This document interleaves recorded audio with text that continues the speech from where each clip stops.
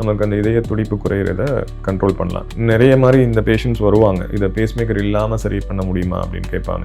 ஜென்ரலாக துடிப்பு அதிகமாக இருக்கிற ஒரு நபருக்கு துடிப்பை குறைக்கிறதுக்கு நமக்கு நிறைய வகையான மருந்துகள் இருக்குது. ஆனால் துடிப்பு கம்மியாக இருக்கிற ஒரு நபருக்கு துடிப்பை அதிகப்படுத்துறதுக்கான மருந்துகள் பெருசாக இல்லை. அது இருந்தாலும் அதை நரம்பில் தொடர்ச்சியாக ஏற்றுற மாதிரி தான் இருக்க வேண்டிய துடிப்பு குறைந்த மனிதர்களுக்கு பேஸ்மேக்கர் தான் சிறந்த மருத்துவமாக அமையும். ஸோ அப்போ இதய துடிப்பு குறைஞ்சா மட்டும்தான் மயக்கம் வருமா சார்? அதிகமாகனாலும் வரும்னு சொன்னீங்களே. ஒரு நிமிடத்திற்கு 70 இல்லை 60 100 முறை துடிக்கும் போது நம்ம இதயம் ஒவ்வொரு துடிப்புக்கும் 60 70 ml ரத்த ஊத்தை பம்ப் பண்ணும் ஒரு நொடிக்கு. அப்படி பண்ணும்போது ஒரு நிமிஷத்திற்கு 5 லிட்டர் வரைக்கும் இருதயத்தை ரத்தத்தை பம்ப் பண்ணும் உடல் முழுவதும். இப்போ இந்த துடிப்பு ரொம்ப அதிகமான என்ன ஆகும்? ஒரு 150 இல்லை 200 மாதிரி வேகமாக இதயம் துடிக்கும் போது அந்த ஒவ்வொரு துடிப்புக்கும் அந்த இதயம் பம்ப் பண்ற ரத்தத்தின் அளவு குறைந்து கொண்டே போகும். ஏன்னா நம்ம இதயம் சுருங்குறது போது அது ரத்தத்தை பம்ப் பண்ணும்.